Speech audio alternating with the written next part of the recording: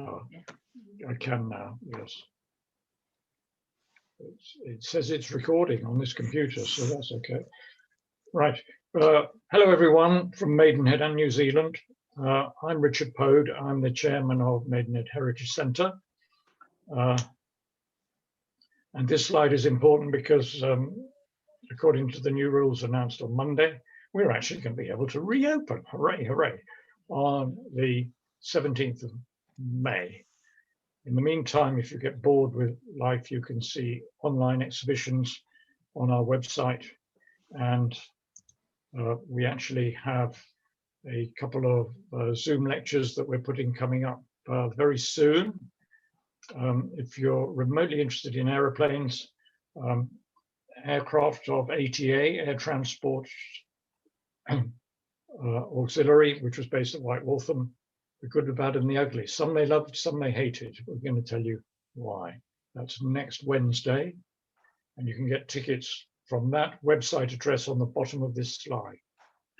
And then 3 weeks after that, I'm going to do a lecture about the River Thames between Reading and Runnymede, which, in my view, is the most consistently beautiful stretch of the river anywhere, and it's full of history and interesting things to look at.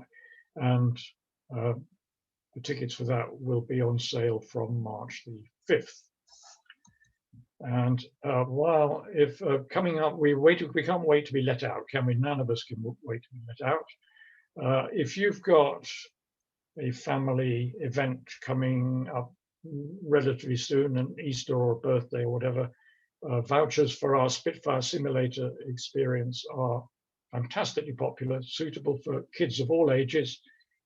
And this is a shot of somebody flying underneath Tower Bridge in the simulator. It's been described as the best fun in town.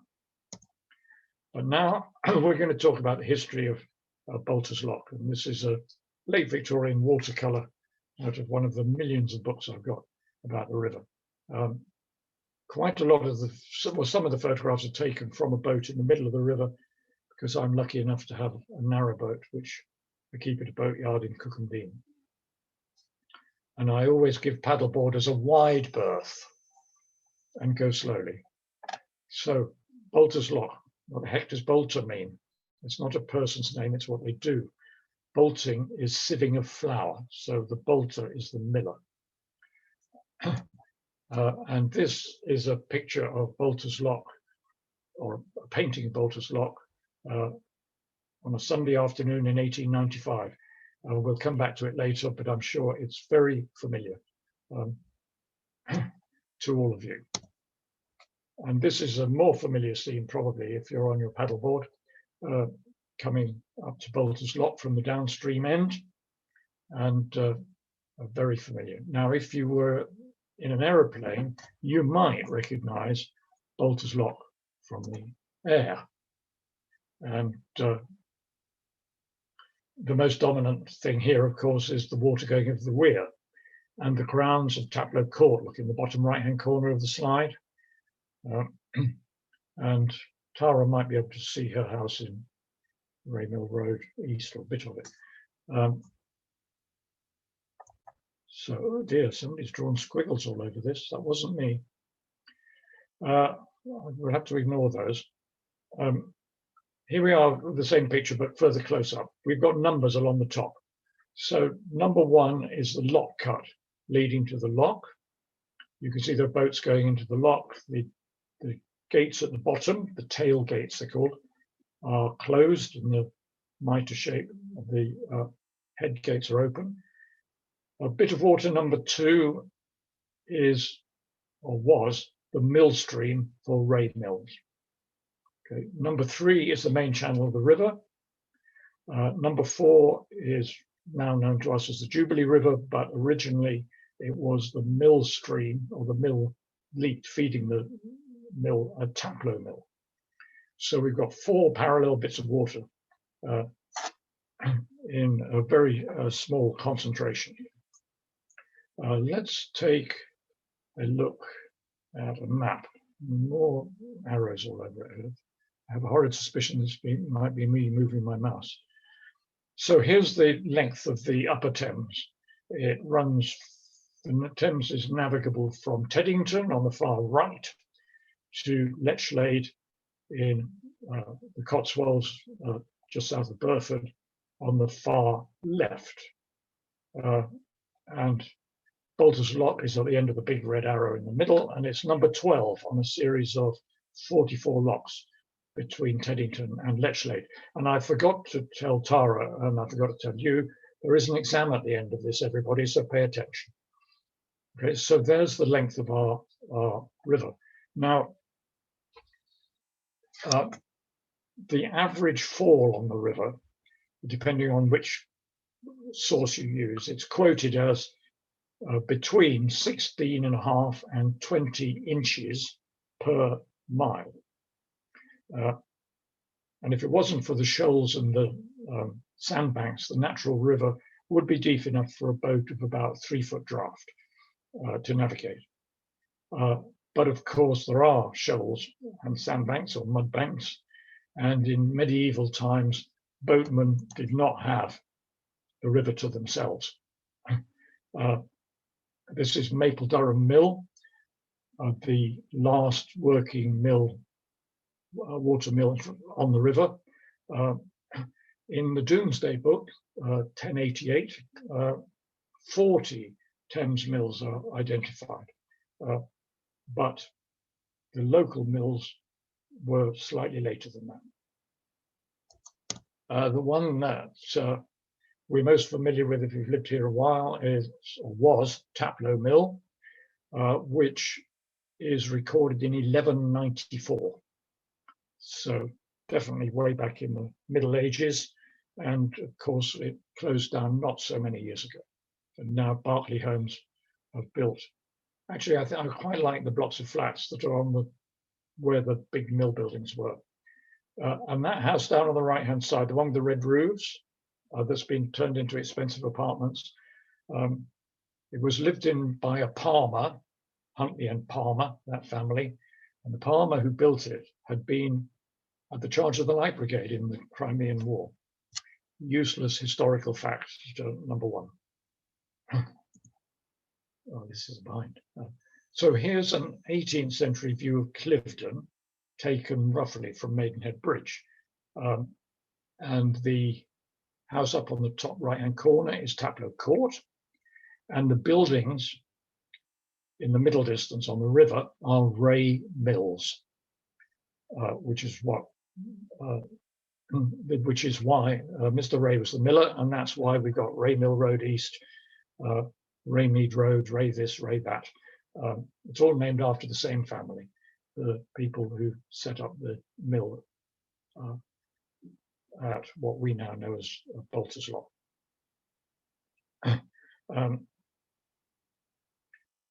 Mills need a head of water, so that's where conflicts arose. And now this is outside the immediate area, but I'm sure you recognize this as Hambledon Mill, with the big long weir holding the water back. Now, the mill and the weir happened at the same time, roughly.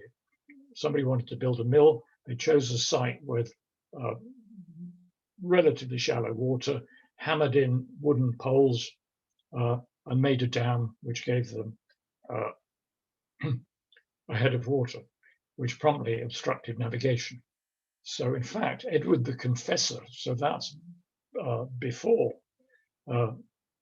William the Conqueror, isn't it, was the first king to demand the removal of weirs to aid navigation on rivers in England.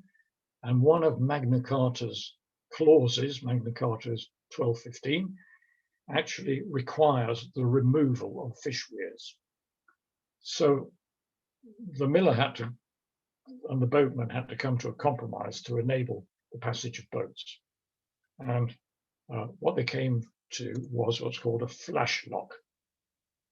Now, this is a map from further upriver at Pangbourne, but right in the middle of the picture, at the end of a black line, there's a boat on its side. You can see that with a flag. So that's our barge. The weir is the sort of dotted line, hatched wiggly line across from the left-hand bank, where the Swan is at Pangbourne now, incidentally, to an island on the right-hand side. And in it, in the middle of it, where the line goes through, there's a movable gate, as it were.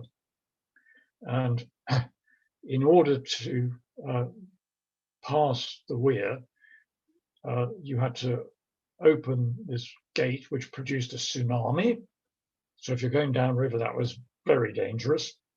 And then when the levels had more or less evened out, you take a tow line from your boat through the gap to a winch, which is at the top where it says G, a winch on the other bank, and you haul your barge up through your gap in the weir, close the gate up, let the river fill back up again, and on your way. And in fact, the line to the winch departs from the solid line, which goes off to the left, and you can probably read it. It says towing line, and that's where the horses are. They're on the bank. So the horses then take the strain again. So that's what a flash lock is about. This was a survey for the preparation of what's called Whitchurch Lock, which you can see on the far right-hand corner with the pointy gates in it, opposite Pangbourne. Right, so, and here's a sketch of the gate in the weir. The man is pulling out a great square-ended paddle called a rimer, and then the beam will be swung out of the way and the boat will be able to get out of the way. And if we go back to Hambledon, where the modern weir is, the biggest bit of the weir is exactly where the flash lock was, and the winch was in the trees on the other side of the river. So you can see this actually in quite a lot of places. And here in Marlow, the flash lock was where the red arrow is pointing, and the winch was at the bottom of St. Peter's Street, which is very close to where the original wooden Marlow Bridge was. And you can see the boats in Marlow Lock. This photograph's about at least 25 years old now, I think. So let's take a look at a map of the Maidenhead bit. It's been turned around. North is at the left-hand end. There's Maidenhead Bridge, look, in the far right-hand corner. 16 separate islands in this bit of the river, most of which are now joined up. There are nowhere near that many now, are there? But almost exactly slap in the middle, you can see Ray Mill, spelt with an E on the end. And opposite that, further downriver, you see Taplow Mill to the right of the squiggly blue line. And the red arrow is pointing at what we now know as Boulters Weir, and that's where the flash lock was. And the winch was on the towpath side of the river, very close to a house that's called the Clock House. So, and the lock was, the flash lock was treated with great respect. The fall on Boulters Lock is 7 foot 11 inches. It's one of the greatest falls on the river. And if you're in a barge that's being swept through a flash lock and your barge has got 200 tons of cargo in the hold, you really want to be saying a few prayers as well as being a skillful boatman. And there are many records of barges foundering at flash locks, including at Boulters.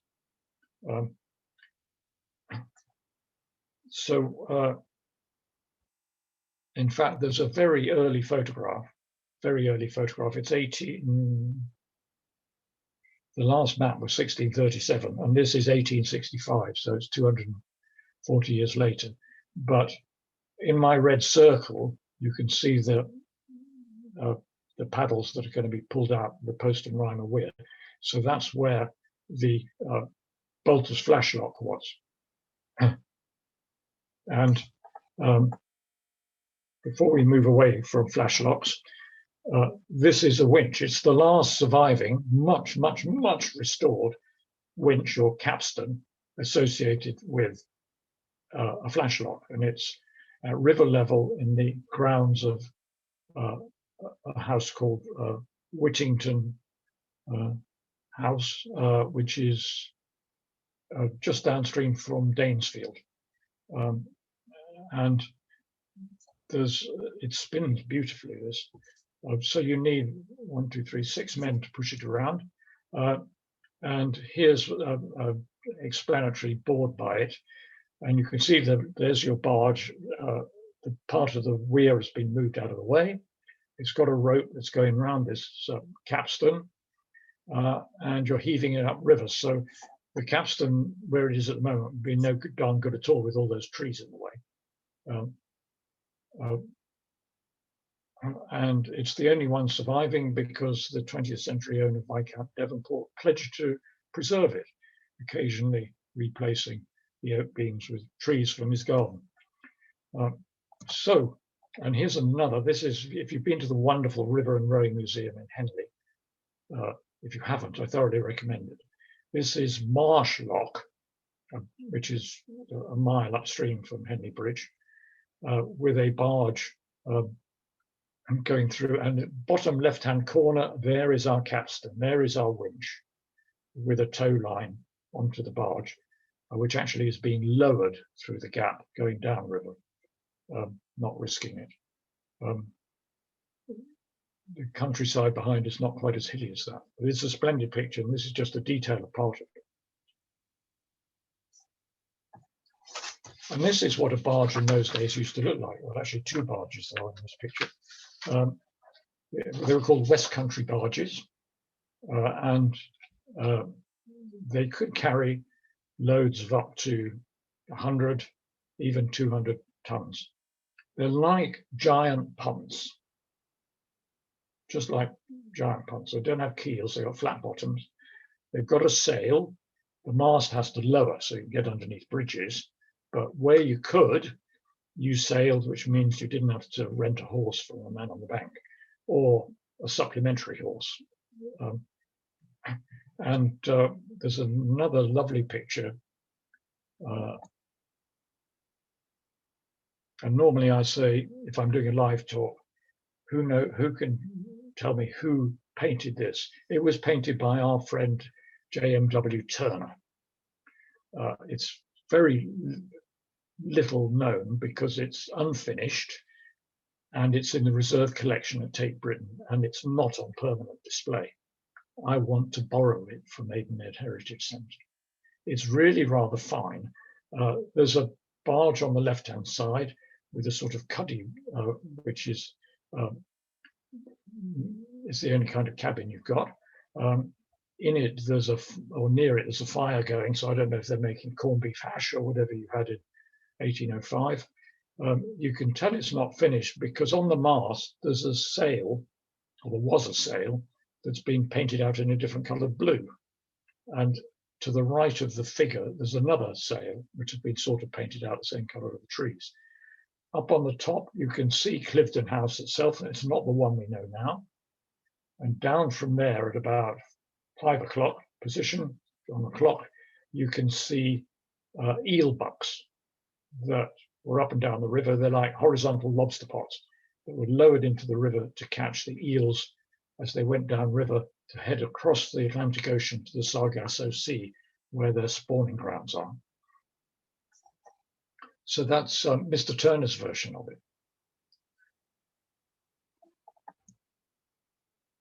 So the canal mania started in the 1700s, and in 1770 there was a proposal by the great canal builder Brindley to build a canal that went from Reading to Bray, and then almost due east to near Richmond, which would cut off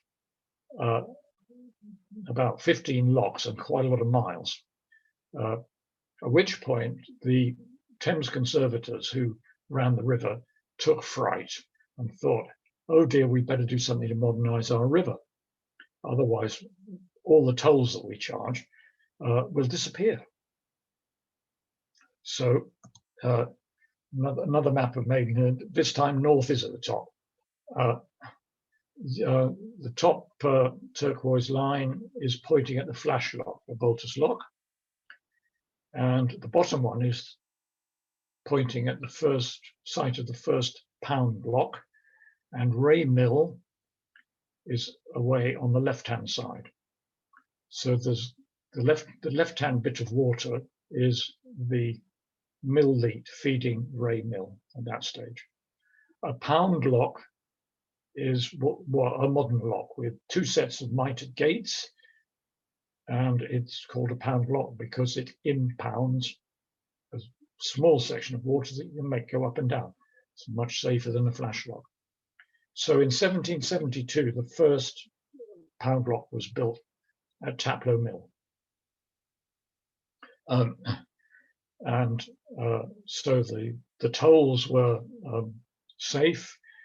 Boating was more safe. Boulters was, I think, the second one on the Middle River to be built. And gradually the locks on the Thames began to improve. And they were made out of wood, not stone, wood. So wooden gates, wooden walls, or actually not wooden walls out here where you might bump, but in the lock chamber, there were wooden walls below the water. Yes. And above the water, there were just posts and sloping walls covered in grass. And I don't know if any of you've been along the.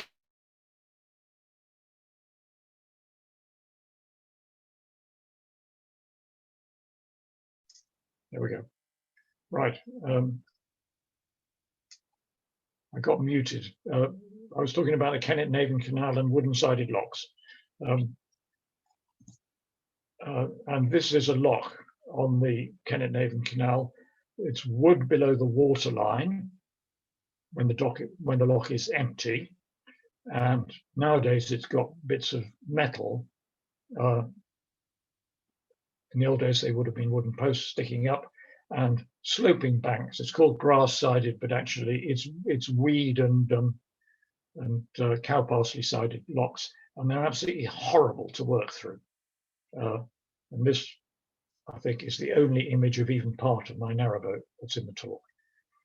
One of the things I love about boating is that you have to relax. You know, a narrowboat goes 4 miles a fortnight flat out. I mean, I've never been overtaken by a paddleboard, but I bet I will be one day.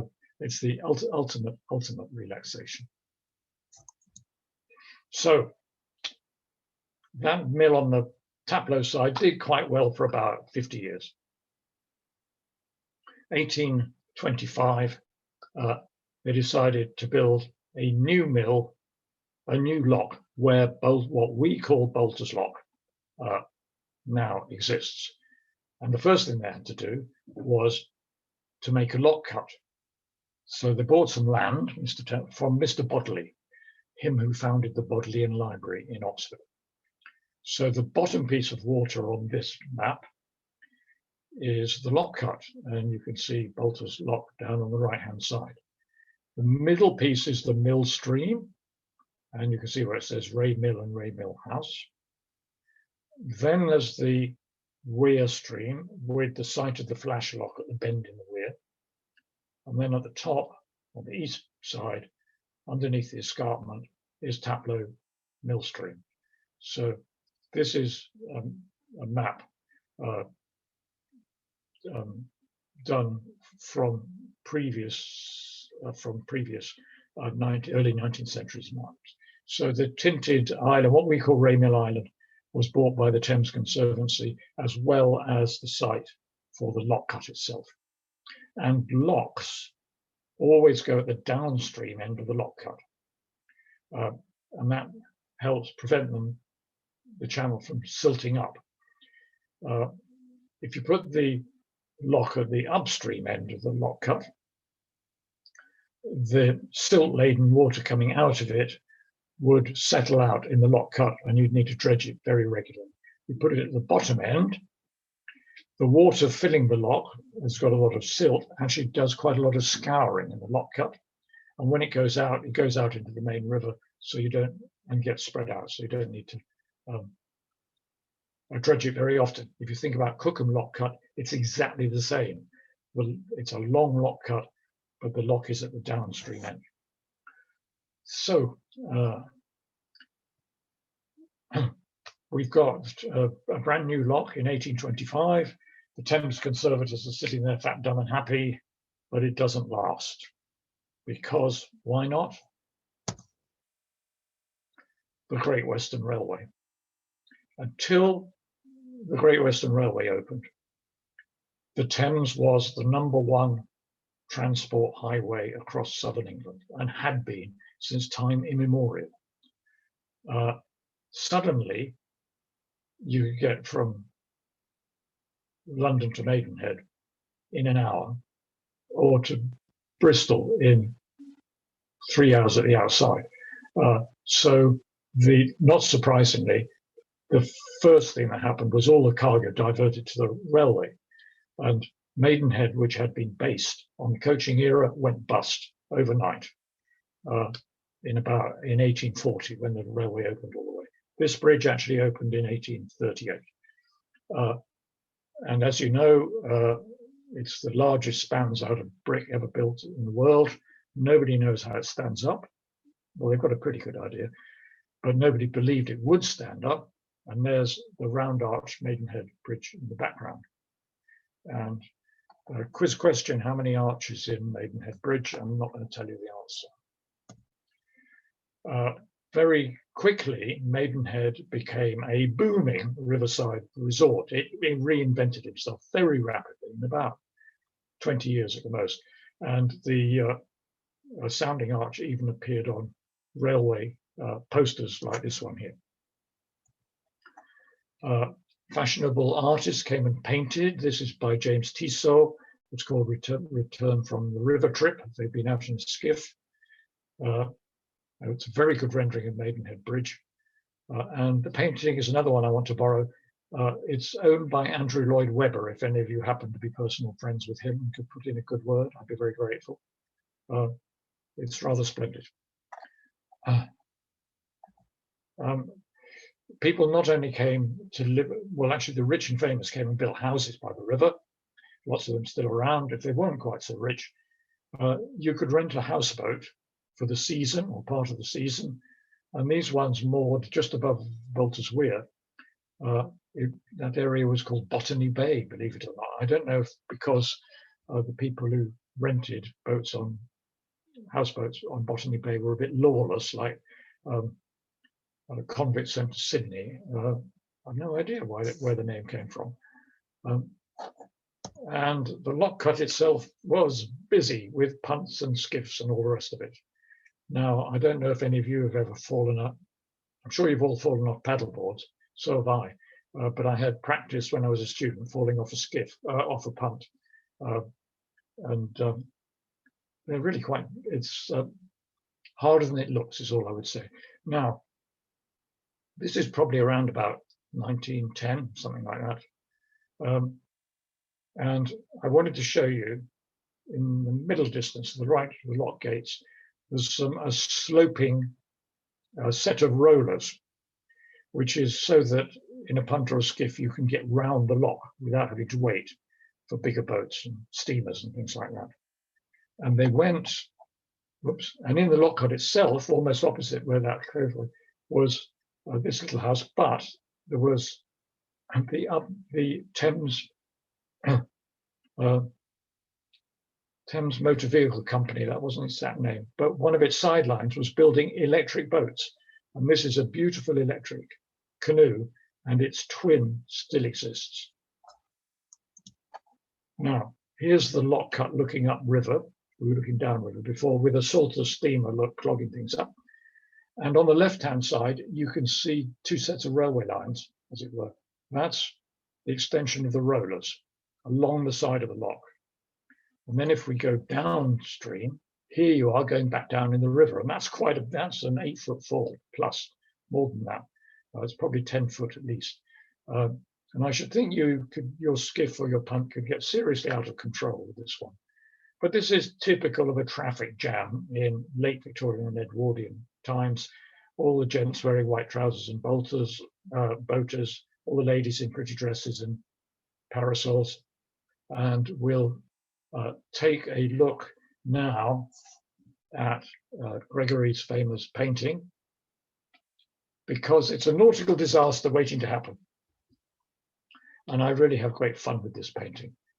First of all, on the right-hand side, halfway back on the right-hand side, looking over his shoulder, is the artist who actually lived in the house in Cookham while he was painting this, or some of this. The painting took 20 years to complete.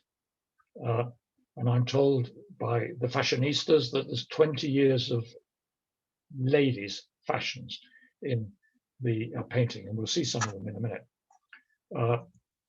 Right at the front of the painting, there's a lady in a very beautiful dress who is looking extremely anxiously over her shoulder.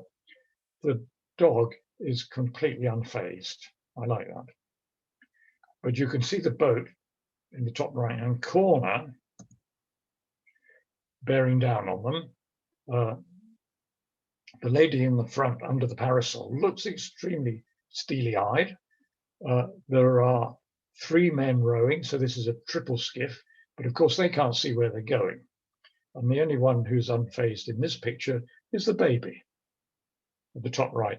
It's really fun explaining this picture to little children, because the dog and the baby, they like that, of course.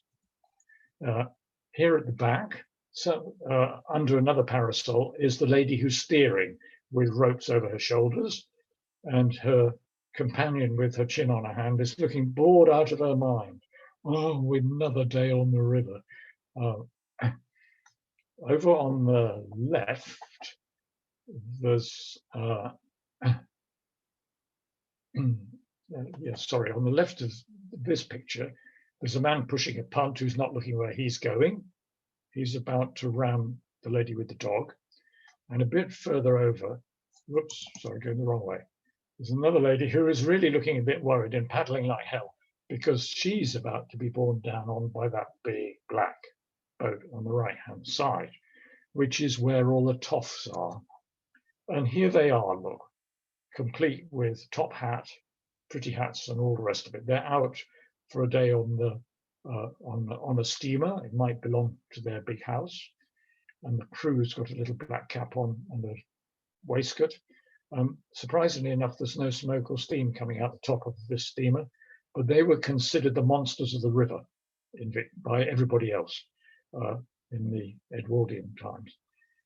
So I think that's probably enough scary stuff from this disaster. You wouldn't want to be in a paddleboard, would you, in the middle of all that lot? I doubt it. But the jams on the river, the people in the traffic jams did not mind, because on the bank were lots and lots of people who were going to watch. They were going to watch them. Now then, I'm going to show you another picture, and I want you to tell me, you don't need to tell me, I'll tell you, but I'll pause. What's different about this picture? And the answer is different bridge over the tail of the loch. The bridge in Gregory's painting is cast iron, and you can see it just on the far left here. And now it's been replaced, because in 1912, because there was so much traffic on the river, because Boulters Lock was so busy, it was lengthened. And there's a memorial plaque in the brick on the side of the lock to say that upon completion, this stone was laid by Lord Desborough, chairman of the Thames Conservators, in 29th of June 1912. Here's our new bridge, which was strengthened a few years ago.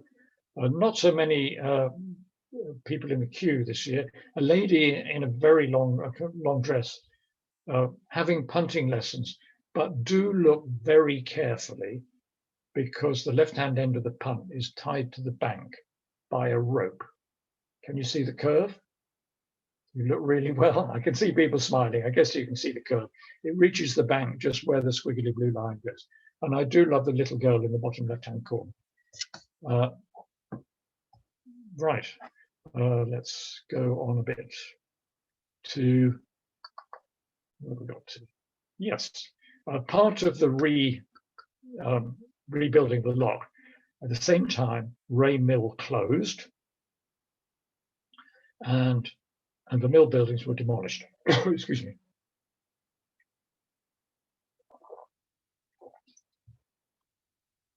But the mill house was retained, and in this photograph, it's to let.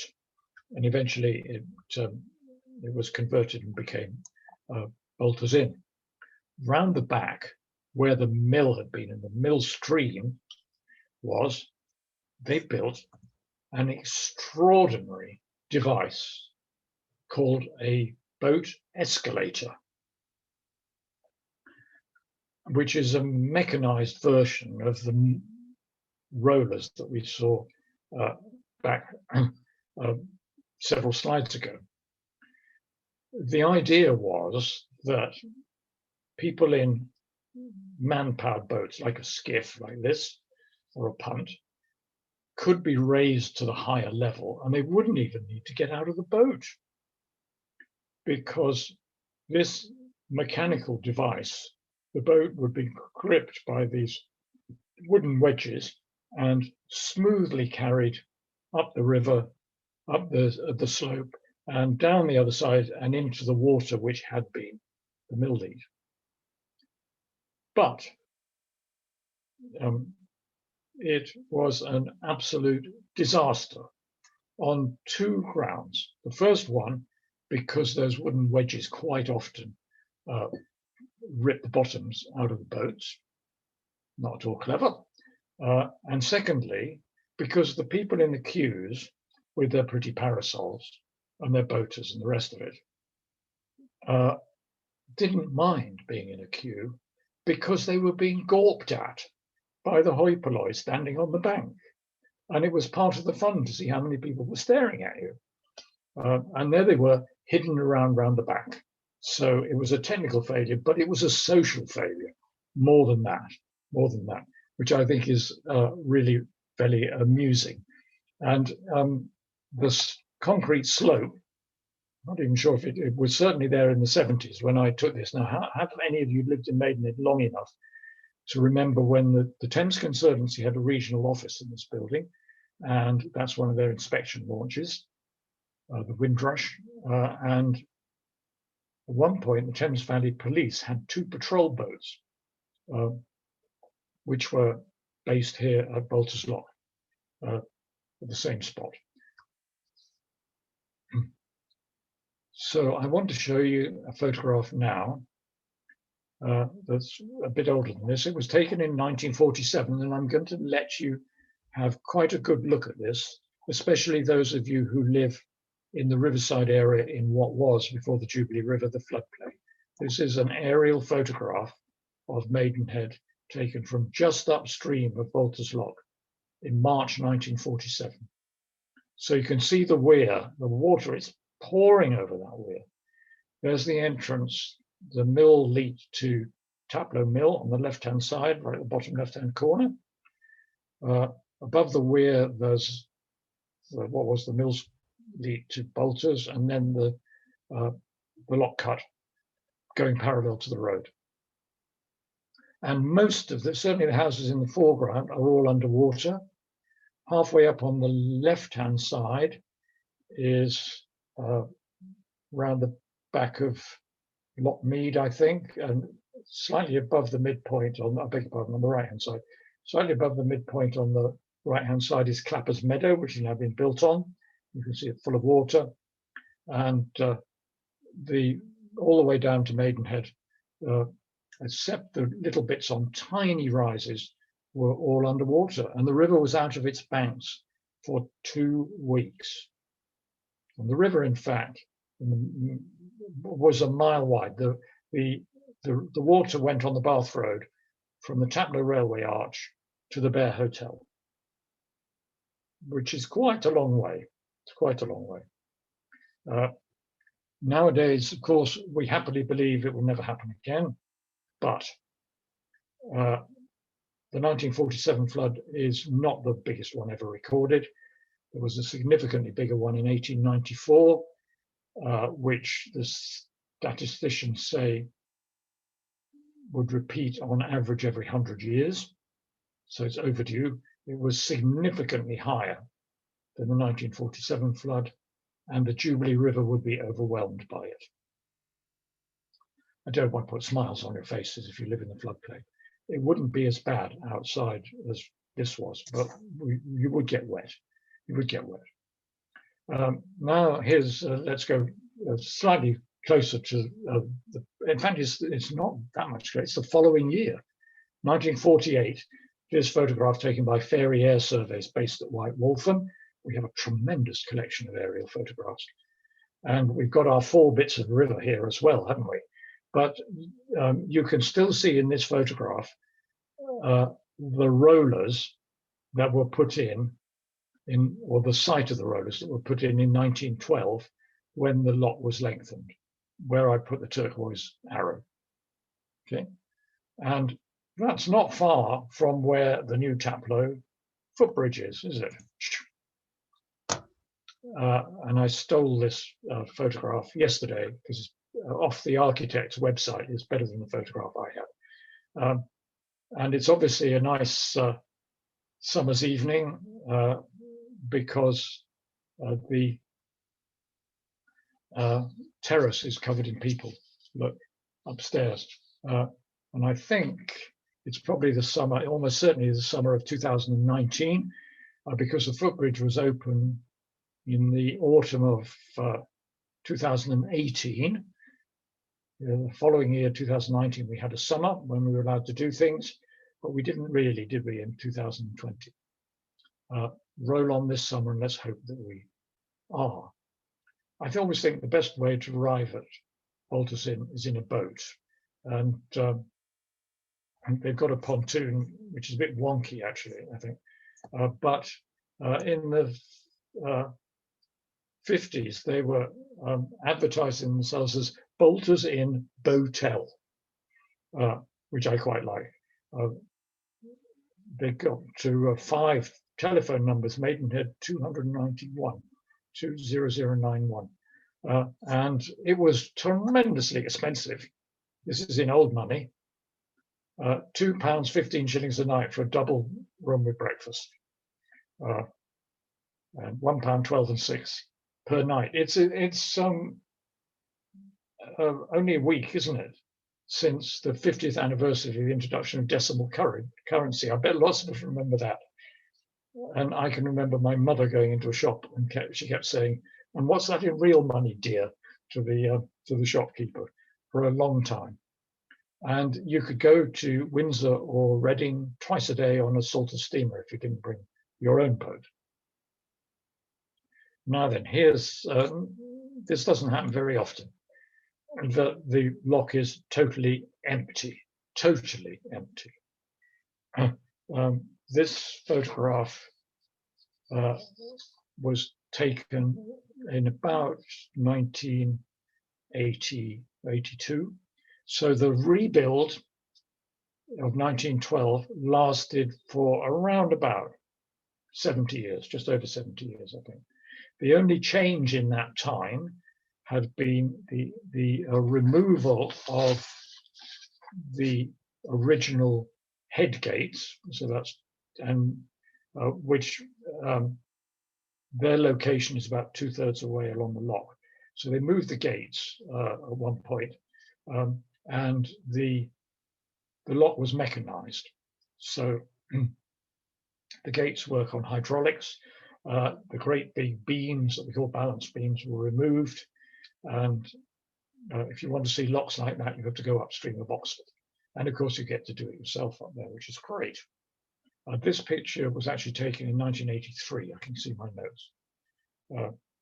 The lock gates at both ends were renewed. or replaced. The repairs were made to the lock chamber, and the edges of the locks were remodeled, which removed some steps that were halfway along. So that's the last time there was any significant work being done. At the moment, they're doing significant work on Cookham Lock, which is surrounded by builders' fences. Not quite sure what. So I think we really ought to fill our lock back up again, don't you? So here's the lock on a winter's day. No leaves on the trees, look, no boats either. Probably nowadays a blue sign that says self-service, because whereas the locks used to be manned every day of the year, they're not anymore.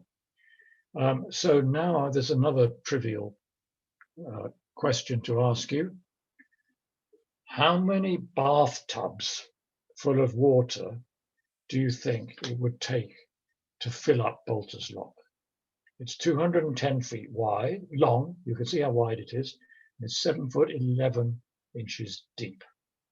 So some fast calculations by the engineers among you, but you have to use the standard amount of water there is in a bath. You can tell me it in gallons if you prefer.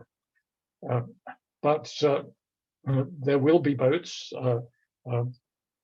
back on the river once they're allowed to navigate again. Perhaps this July, the swan uppers will come swan upping in the third week in July. And perhaps boat trips will even be allowed again. And actually, just to point out that behind this Salters steamer, which is run by diesel, there's a narrowboat, and they are becoming increasingly common on the river. And if we think about to the origins of Boulters Lock on its current site, narrowboats and their predecessors, narrowboat barges, are the reason why the lock was moved and modernized and made much, much bigger way back in the 1820s. But we've got to get through the next few months, haven't we? So here's a springtime photograph of Boulters Lock. Could have been taken this week. It actually wasn't taken this year, but it is a springtime picture to give us hope that life will get back to some kind of normal. Thank you. Now, before we start chatting, I just want to do a bit more advertising, if you don't mind. Tara's unmuted herself, and while she's looking at the chat box to see what you're asked, let me remind you of our forthcoming Zoom lectures, and there are some past ones that you can look at and order a recording of on our website, including one about 3 men in a boat. The one about the aircraft of ATA is next Wednesday. 3 weeks after that, the Thames from Reading to Runnymede. And if you've enjoyed this evening's talk, the forthcoming Reading to Runnymede talk, nearly all the photographs in that were taken from the river by me. And I can tell you, I'd never take pictures on rainy days, only on sunny days. So that's quite nice. And also on the river, this is provisional, this date. In September, God willing, and COVID being willing, we'll have 2 5-hour river cruises from Maidenhead Promenade to Maidenhead Promenade via Cookham, Marlow, Bisham, the Temple, Weir, turn around all the way down to Bray, to the waterside, and back to Maidenhead. It's a really great day out, and some people come every year. It's a fundraiser for the Heritage Centre, of course. Muggins is the commentator, and it'll be on our website once the dates and the rules are actually confirmed. And let me remind you about this as well, the Spitfire Simulator. You can buy a voucher now online, and it's got no expiry date at all. So, okay, Richard. Tara, how are we doing in questions and things? Yes, well, the first one that came in was Ray Mill. Was that flour or paper? As far as I know, Ray Mill was always flour. Flour, that's what I thought. But Taplow was not always paper. Right. The mills changed. What they were producing changed during the year. And at one point at Marlow, there were 3 mills there, and one of them was producing paper. Another one was grinding up rapeseed. This is the 18th century. Don't blame the common market for yellow fields. Grinding up rapeseed for oil. And the third one was making thimbles by the thousand, I suppose, by the thousand. And the mill at Temple at one point was making millions of copper nails for hammering copper sheets onto the bottom of Nelson's warships. So it all changed from time to time. But as far as I know, Ray Mill was a corn mill and always was a corn mill. It was not paper. Okay, great. And another question, the original Taplow Mill stream, where did it rejoin the main Thames? I'm sure everyone who lives locally is all familiar with what that Barclays Home Yes. Development looks like from the Maidenhead bank. There's an inlet in it which has got a boat moored in it. Yes. Right? Now, and it was either there or just in front of slightly downstream, I mean 60 yards, there's another kind of inlet in front of what was the mills manager's house. But it was roughly there where those 2 inlets are, was where the one of them was the lock, the modern lock, and the other was the outflow from a paper mill when it was a paper mill. See what I mean? Great. And why was Ascot Sunday so called? Because it was the last Sunday of Ascot week. And it made such a busy time at Boulters. It did, didn't it? That was the busiest. You see, all the big houses have been full of people who were going over to Ascot for the races, and that finished on Saturday. Was the last day of racing. So on Sunday they all went on the river. And in 1906, just think about this: the Great Western Railway brought over 6,000 people to Maidenhead from London on special trains just to look at the beautiful people on the river. Yeah, quite. that was a great question. That relates then. Yeah. Anything else you can tell us about the hotel, in particular that one? Well, you already said it was expensive for those days. No, I didn't. The hotel. The hotel. Is there anything else? Anything else to? Not that I know about, and I'm not even sure if it'll reopen this year and who owns it at the moment. Okay. But what I would say is the hotel that was synonymous with Maidenhead, there were Boulters Lock and Skindle's Hotel at Maidenhead Bridge were synonymous with Maidenhead. Yeah. And there was the time when they said, "Are you married?" or "Do you live in Maidenhead?" When Skindle's Hotel was a venue for many temporary honeymoons, should we say. And I would recommend you to go to our website. There's the address on the bottom of this slide. And there are a whole slew of online exhibitions on the website. And one of them is all about Skindle's Hotel.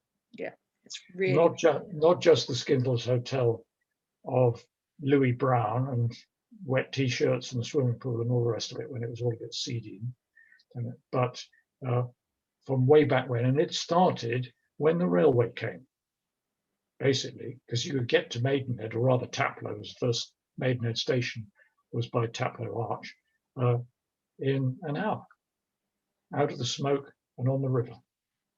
So no wonder Maidenhead became popular. But that exhibition is really, really good. It is good. The whole of I love Maidenhead Heritage Centre, and I love flying in that little cockpit, oh, you've done it, have you? Yeah, I have. Once, this is Jessica. Once I read that a Roman boat might have sunk near Boulters. Do you know about that one? Who knows? No, a Roman boat has never been dug up near Boulters. I mean, there are bits of Bronze Age spears, uh, Iron Age spearheads and things like that that have been dredged out of the river near Boulters. A, a, a wooden dugout canoe was an early day punt, was found in the river at Bourne End, and excuse me, and they got it out in one piece. And I think that one is in the River and Rowing Museum. There's certainly one in the River and Rowing Museum. And it's like a giant dugout canoe. But what we do know, because of dredging, which is how all this stuff came to the surface, is where the original wooden Maidenhead Bridge was, because the first wooden bridge was built in 1250, and it was replaced by the current stone bridge in 1775. And when they were dredging, they found a lot of stumps in the bottom of the river, and they were surveyed, and it had 80 wooden piles, which is astonishing. And if you were, and it was a toll bridge. It was a toll bridge from at least 1290, and it cost a penny, old money, to take a loaded wagon over or a laden boat under. So you got your local traffic, the farm wagons, and you got the long distance traffic, the barges, both. And of course, sometimes the barges had to lower their masts, or there was a movable section in the middle of some of the wooden bridges. I'm not sure about Maidenhead, so they get through with the barges up. And I looked up the comparative costs of a penny in 1300 comparison with now, and it comes out at around £10 or something, which certainly when I did that calculation, which was about 20 years ago, the price for taking a Sainsbury's delivery truck across the Severn Bridge, the toll, was about £10. So I think it's interesting. You've got a major piece of infrastructure, a bridge across the River Thames or the River Severn, hundreds of years apart, and in relative terms, the toll was the same. Interesting. Yeah. Somebody wants to know how many baths does it take to fill the lock? Oh, right. Okay. Can we get people to do a few guesses on the chat? Oh, okay. We can do that. We can come back to that. What was the other question I asked? I can't remember an irrelevant question. Oh, saying somebody has too many questions. One saying is, where did people go on their river day trips? Did they just were they trained into Maidenhead and just went up and down? The people on the river, I mean the people on the public boats, yeah, the sort of steamer, they were going up and down the river. Mm-hmm. So they were going to Windsor or they're going to Henley. The same as now. So, same as now. The people in their skiffs and things. Now, there's an important piece of social history here. There were two places where a young man and a young lady could go without a chaperone. And one was the tennis court, and the other was on the river. Mm. Now, I don't have any records of mooring rage of young men in punts with beautiful women trying to get under the same weeping willow tree, but I bet there was from time to time. So you could, there's a book called by H.G. Wells called something like Affairs of the Heart. I can't remember the title off the top of my head, but it's got a chapter called At Maidenhead, all about the scandalous goings on at Maidenhead. Fantastic. Yes. Another one. Where did the horses which towed the barges come from? I've heard that the horses used to rest at nearby sheep house. Sheep house sounds more like sheep to me. Yeah, Sheep House Road, isn't it? So maybe House Road. Yes, there were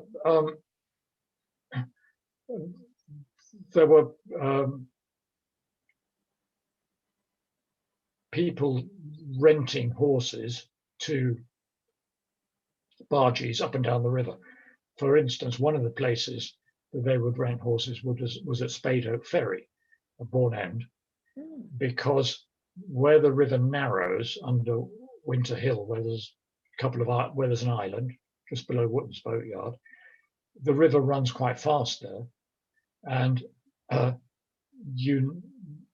if there was any current at all, you really needed several horses to help you through that fast flowing stretch. And if we think about what Maidenhead is like nowadays, the current downstream of Boulters is really quite fast in comparison with halfway down Bray Reach or halfway down or halfway up Clifton Reach, isn't it, where the river is that much broader. So you need mechanical assistance. So the mechanical assistant is a horse or a bunch of navvies to do the pulling. And the ratio is 1 horse or 6 men, roughly. And so if you were a bargee, you had to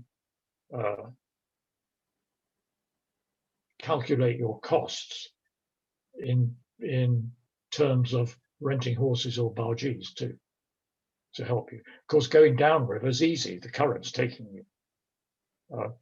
But they quite often had, the barge would be towed from the top of the mast, not from the bow.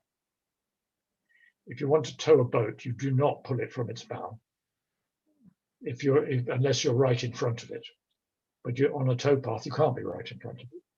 So you tow it from a point about 1/3 of the way back, which is the point, it's the neutral point on a boat. And there was one canal we went on many, many years ago, which was full of duckweed. In fact, it was my first narrowboat, which had a water-cooled engine. And those tiny little green dots clogged up the filter as quick as a flash. And this duckweed went for nearly a mile, one side of the canal to the other. In the end, I gave up and I pulled it. And it weighed 5 tons. But interestingly enough, once I got it going, it was very easy. I just plodded on like a horse. We got there in the end, but we went past the pub and I got some very odd looks. Oh, that's great. Tina Hall, I'm sure this is from her husband, was the skiff conveyor belt escalator ever copied anywhere else? Not as far as I know. Okay.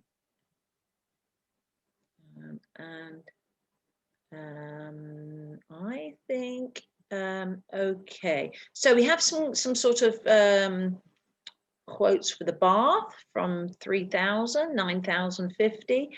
I actually, Alan, I know Alan Gray, more than 1,000, but less than 10,000. I like it.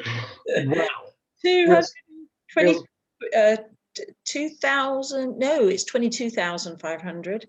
Yeah, that's got to be gallons, surely. Rosie said 50,000. So who's the winner then? I'm going to give you 2 totals. In gallons, it's 206,700. And there's a standard amount of gallons per bathtub that is used, and I can't remember what the figure is, but it comes out at, let me check, 8,700 bathtubs full of water. Okay, well, Tim and Phil did pretty good there. And actually, what was that final gallons? Judy said 206,700. Wow. Gallons. Okay, cool. Well done, everyone. And please remind me where the capstan is and can be accessed from. That's from Judy. The answer is it's at Whittington House, which is the offices of the SAS Institute on the Marlow to Henley Road, and it is not accessible unless the grounds of the house are open. And as far as I know, the time I went there, which must be about 5 years ago, was the only time the grounds have actually been opened. Wow.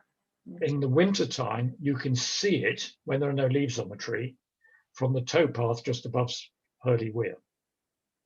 And I guess on your paddleboard, if there's no flow in the river, you could paddle over that side and have a look. Yes, absolutely. But it's very close. It's very close to the weir, so do be careful. Okay.